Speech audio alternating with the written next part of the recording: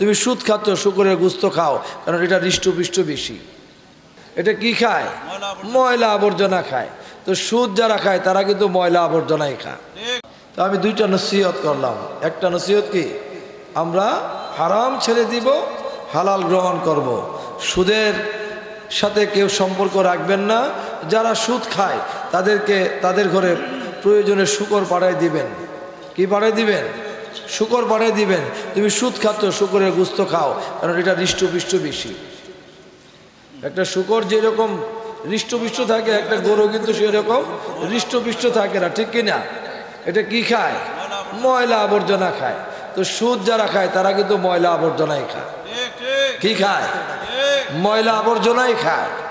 আমি আসলে এটার বিরুদ্ধে সব জায়গায় কথা বলি, কারণ আমার একটা অভ্যাস হলো আমি আগে সুদের বিরুদ্ধে বেশি কথা বলি। এই জন্য আজকের বাংলার প্রতিটা সমাজ, প্রতিটা ঘর, প্রতিটা মানুষকে বিভিন্ন কায়দায় কৌশলে আমাদেরকে সুদের সাথে সম্পর্কিত করে ফেলতেছে। সুদ এক ভয়ানক জিনিস, এটা ছেড়ে দিতে হবে। পারবো কি পারবো না? জোরে বলুন। শুধু নিজে ছাড়বো না, আরও যারা আপনজন, প্রতিবেশী যারা এই ব্যবসার সাথে জড়িত, আমরা তাদেরকে চেষ্টা করব এই ব্যবসা থেকে তাদেরকে বাহির করে দিয়ে আল্লাহর সঠিক পথে, আমার দয়াল নবীজির সঠিক সুন্নত তরিকা পথে যেন তাদেরকে পরিচালিত করতে পারি। আল্লাহ যেন তাদেরকে হেদায়েত দান করে দেন। সবাই বলুন আমিন। প্রয়োজনে মাটি চাবাইয়া খাবেন, প্রয়োজনে একবেলা না খেয়ে, 3 বেলা না খেয়ে 1 বেলা খাবেন, কষ্ট করবেন, তারপরও বেশি ভালো খাওয়ার জন্য এই হারামের সাথে কেউ লিপ্ত হবেন না। আল্লাহ আমাদের সবাইকে বুঝার তৌফিক দান করুক। সবাই বলুন আমিন। আল্লাহুম্মা সাল্লি আলা সাইয়্যিদিনা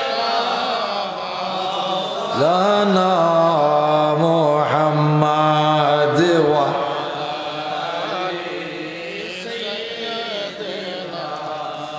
মাওলানা,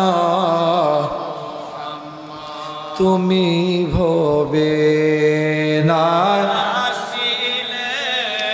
বিধির বিধান কোন কৌশলে, তুমি ভবে না আসিলে বিধির প্রকাশিত ভূমণ্ডলে, প্রকাশিত ভূমণ্ডলে, ইয়া মুহাম্মদ ইয়া রাসূলুল্লাহ।